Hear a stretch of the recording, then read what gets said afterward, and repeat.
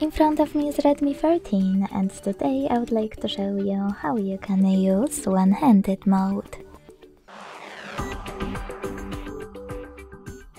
Begin by opening settings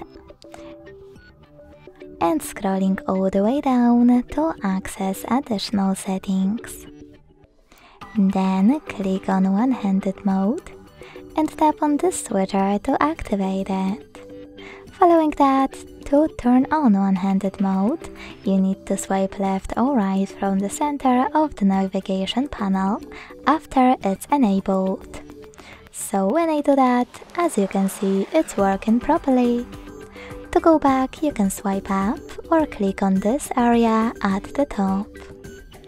If you want to disable it completely, use the same no blue switcher.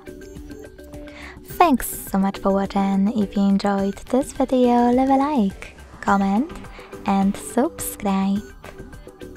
Bye!